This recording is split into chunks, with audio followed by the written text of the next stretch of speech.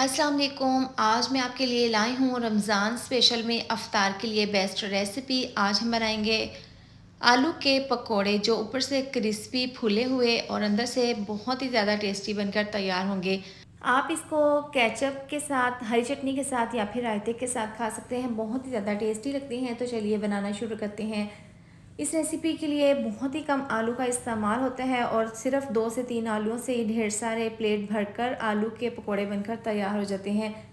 तो यहाँ पर 3 मीडियम साइज़ के मैंने आलू लिए हैं। इनको मैंने छीलकर पानी में डिप करके रख दिया था। इस तरह से करने से क्या होगा कि आलू काले नहीं होंगे।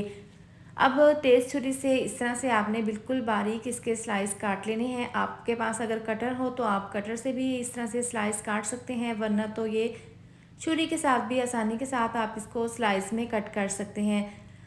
तो लीजिए, यहाँ पर तमाम आलूओं के मैंने स्लाइस काट ली हैं। अब खुले पानी में इनको हम 3 से 4 बार धो लेंगे। इसके लिए मिक्सचर तैयार कर लेंगे। बाउल में डाल देंगे 1 कप बेसन जिसको मैंने छान लिया था।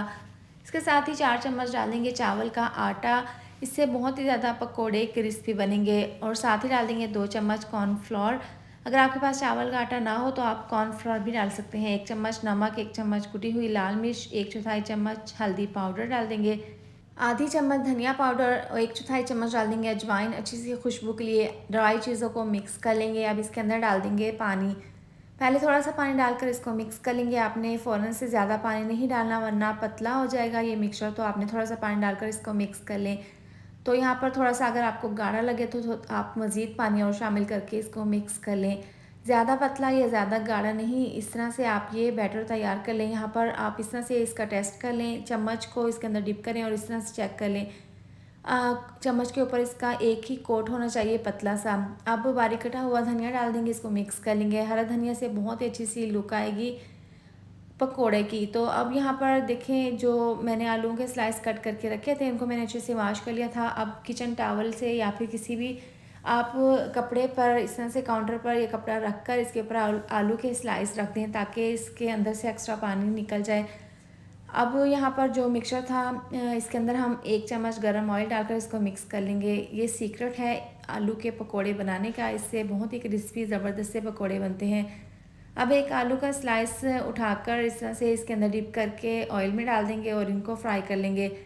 तो इसको फ्राई करने का तरीका ये है कि इसके ऊपर आपने हल्का सा ऑयल डाल देना है। इससे बहुत ही फूले हुए और क्रिस्पी आलू के पकोड़े बनेंगे। अच्छा, आपने आलू के स्लाइस काटने के बाद, इनको वॉश करने के बाद इनको आपने कपड़े के ऊपर ज़रूर सुखाना है तकरीबन 10 मिनट के लिए। अब ज़बरदस्त सा कलर आ गया है तो ये स्लाइस निकाल लेंगे और बाकी के इसी तरह से फ्राई कर लेंगे। आप इसको ग्रीन चटनी के साथ, रायते के साथ या फिर केचप के साथ सर्व कर लें। बहुत ही मज़ेदार बनते हैं, बहुत ही ज़्यादा टेस्टी लगते हैं खाने में। तो एक बार ज़रूर ट्राई करें। इसके साथ ही वीडियो अच्छी लगे तो लाइक और शेयर कर दें, साथ में चैनल को भी सब्सक्राइब कर दें। मिलते हैं नेक्स्ट वीडियो में। अपना ख्याल रखें। अल्लाह हाफिज़।